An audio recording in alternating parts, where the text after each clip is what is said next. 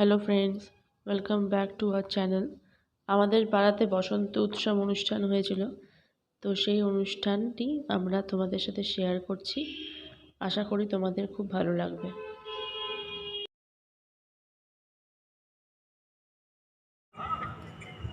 শুরু হচ্ছে বসন্ত উৎসব। রবীন্দ্রনাথ সকলকে আহ্বান জানাতে 1931 সালে রচনা করলেন তার অতি প্রিয় সঙ্গীতটি ওরে গৃহবাসী খোল দ্বার খোল লাগলো যে দোল।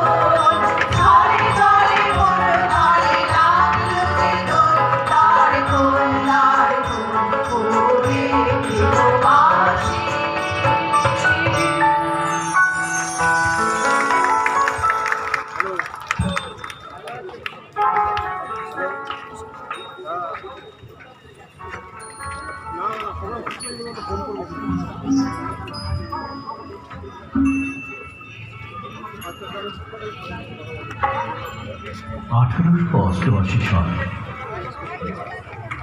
অগ্রহায়ণ মাস। কবিগুরু তখন দার্জিলিংয়ে। বসন্তের এক প্রভাতে প্রকৃতির রূপ দেখে তিনি মুগ্ধ।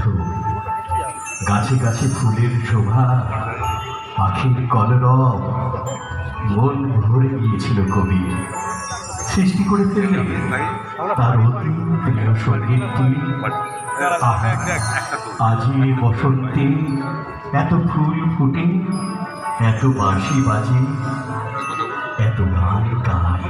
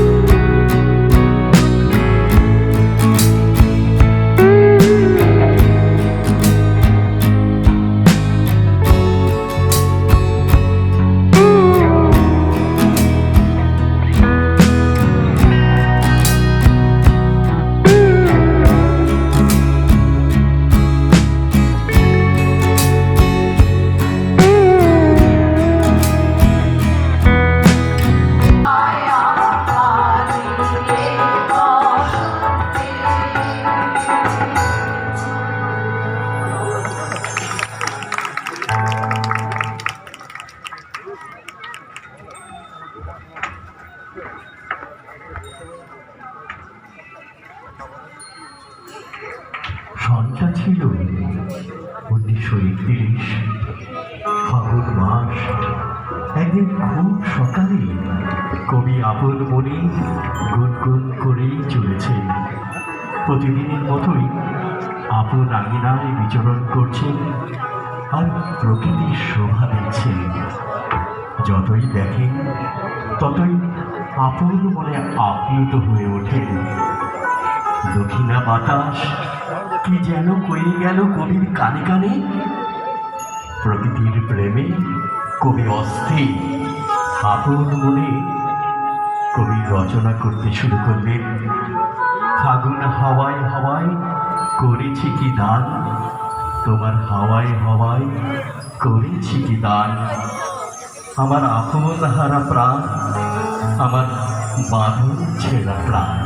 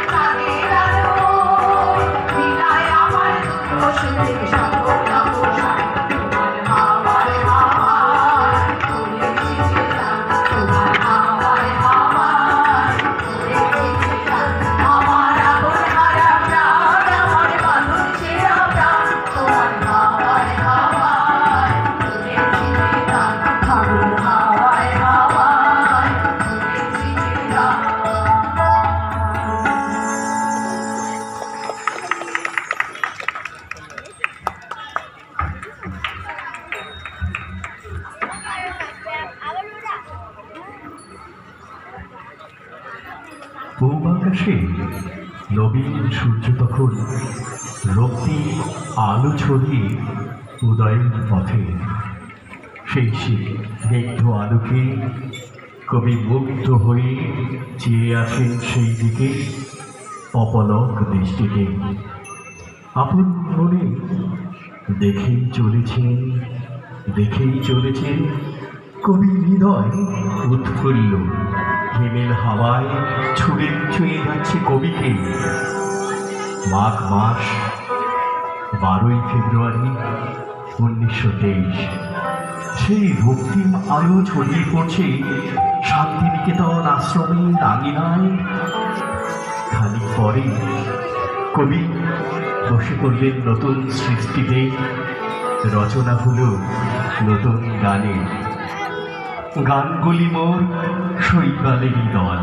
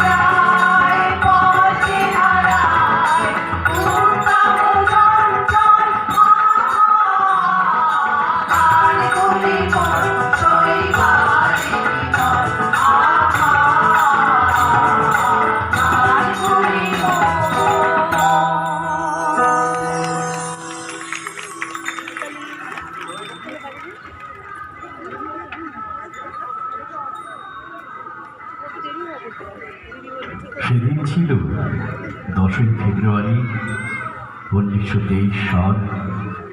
কবির প্রাণভূমি শান্তিনিকেতনে ছাদের তলায় বসে কবি প্রাকৃতিক রূপ দেখছেন আর এক মনে তার রসস্বাদ গ্রহণ করছেন।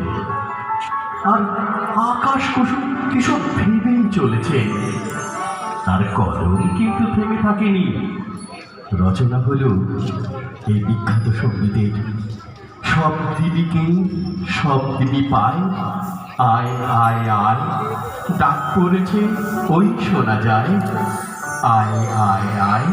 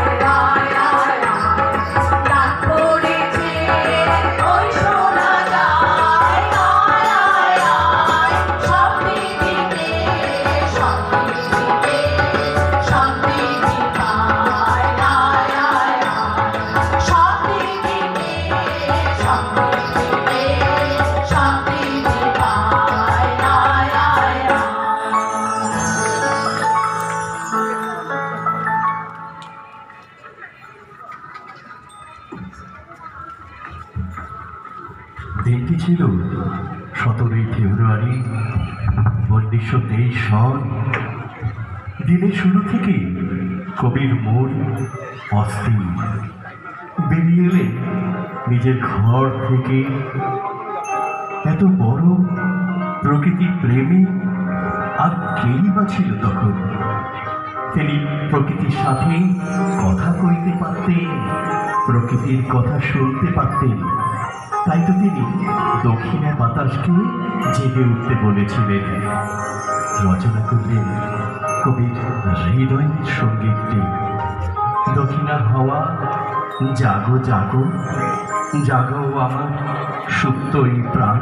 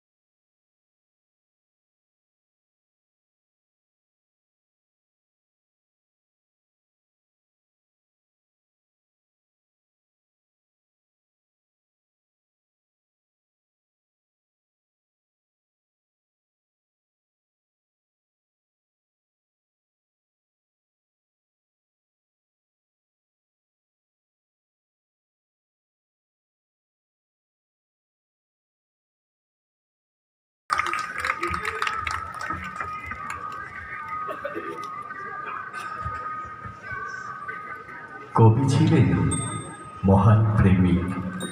প্রেমিক ছাড়া কেউ কি পারে প্রকৃতির রূপের এত মধুর করে বর্ণনা দিতে?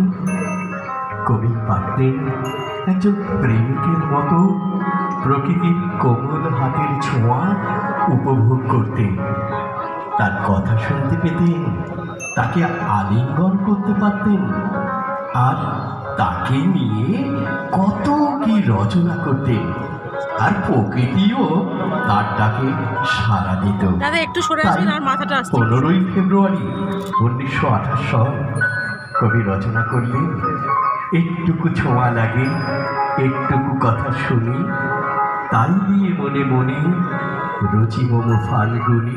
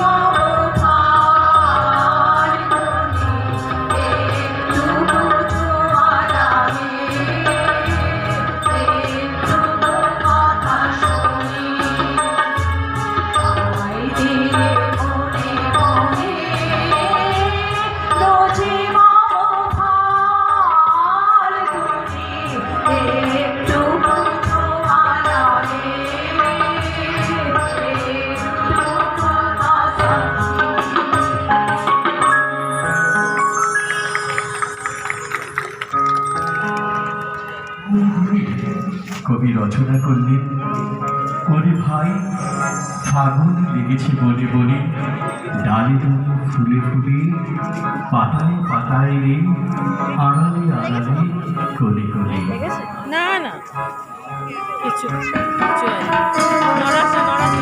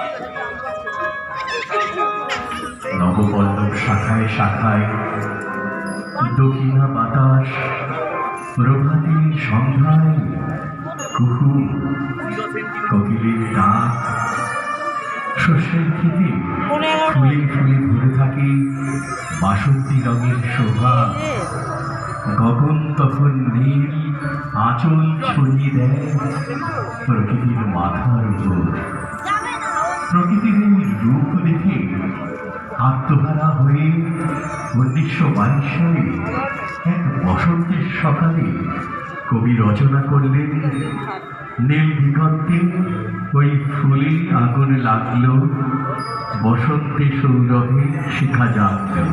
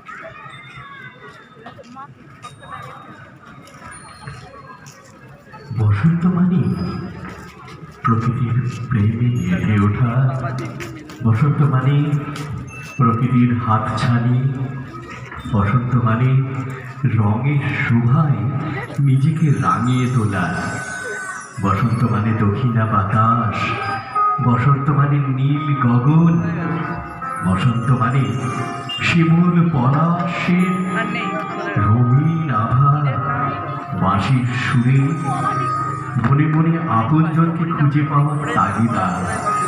বসন্ত মানে আরো আরো অনেক অনেক কিছু। 1915 সন বসন্তকাল কবি আপন মনে রচনা করে চলেছেন তার নতুন গানটি। বসন্তের ফুল গাঁথলো আমার জয়ের মালা, বইল প্রাণী দক্ষিণ হাওয়া আগুন জ্বালা। বলছি রুটি খাবে কি দিয়ে?